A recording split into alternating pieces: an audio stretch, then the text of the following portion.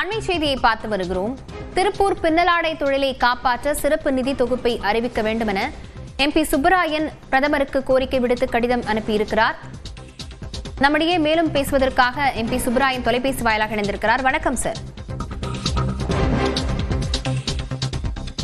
டிரம்பின் வரி விதிப்பால் பின்னலாடை தொழிலாளர்கள் பெரிதும் பாதிக்கப்படுவதாக கூறி அவர்களுக்கு நிவாரண உதவி வழங்க வேண்டும் என கோரிக்கை வைக்கப்பட்டிருக்கிறது. திருப்பூர் பின்னலாடை தொழிலை காப்பாற்ற சிறப்பு நிதி தொகுப்பை பிரதமர் அறிவிக்க வேண்டும் என இந்திய கம்யூனிஸ்ட் கட்சி MP சுப்பராயன் பிரதமர் மோடிக்கு கடிதம் எழுதியிருக்கிறார். திருப்பூர் இந்திய கம்யூனிஸ்ட் MP சுப்பராயன் அந்த கடிதத்தில் டிரம்பின் 50% வரியால் 15,000 கோடி வர்த்தகம் பாதிக்கப்படும் எனவும் குறிப்பிட்டிருக்கிறார். பின்னலாடை தொழிலில் 2 லட்சம் பேர் வேலை இழப்பார்கள் என்றும் அவர் குறிப்பிட்டிருக்கிறார்.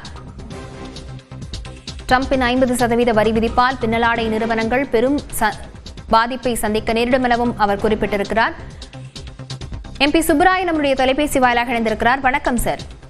வணக்கம். என்னென்ன பாதிப்புகளை பின்னலாடை தொழிலாளர்கள் சந்திக்கவிருக்கிறார்கள் இந்த வரி விதிப்பினால்? பிரதமர் என்ன செய்ய வேண்டும் என்று கடிதம் எழுதியிருக்கிறீங்க?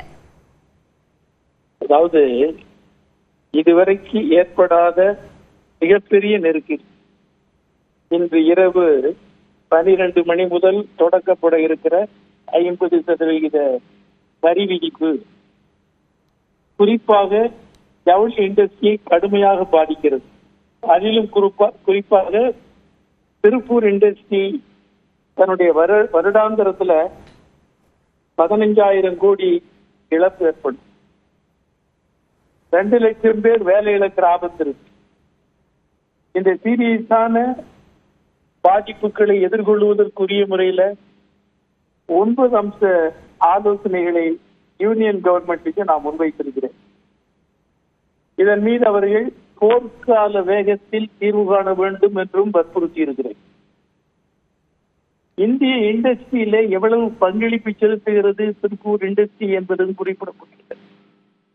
அதுவும் குறிப்பா ஜவுளி இண்டஸ்ட்ரியினுடைய பங்களிப்பு மற்றும் வேலை வாய்ப்பு எல்லாமே பாதிக்கப்பட இருக்கிறதுனால இந்த கீழ்கண்ட 9 அம்சங்கள்ல இத தீர்வு காண்பதற்கான ஆலோசனைகளாக நான் யூனியன் கவர்மெண்ட்டுக்கு முன்வைச்சிருக்கிறேன்.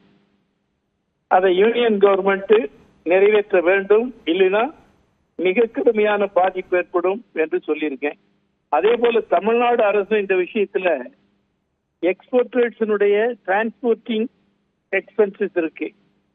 அதே போல் இவங்க டாரிஃப்னால வந்திருக்கிற இந்த பிரச்சனைகள்ல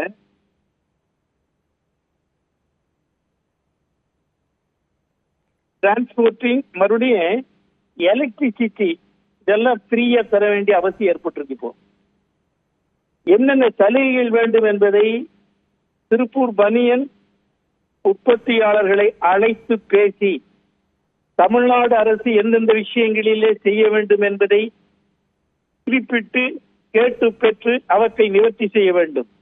அதே போல் யூனியன் கவர்மெண்ட் உடனடியாக பனியன் உற்பத்தியாளர்கள் குறிப்பாக ஜவுளி இண்டஸ்ட்ரியினுடைய MSME துறை சார்ந்த அனைவரையும் அழைத்து பேசி இந்த நெருக்கடியிலிருந்து தீர்வு காண நான் முன்வைத்துள்ள ஆலோசனைகள் 9ஐயும் எடுத்து பரிசீலித்து நிறைவேற்ற வேண்டும் என்பதே என்னுடைய கருத்து. இணைப்பில் உங்களுடைய கோரிக்கைகளை எங்களுக்கு தெளிவுபடுத்தியமைக்கு நன்றி திரு சுப்பராயன்.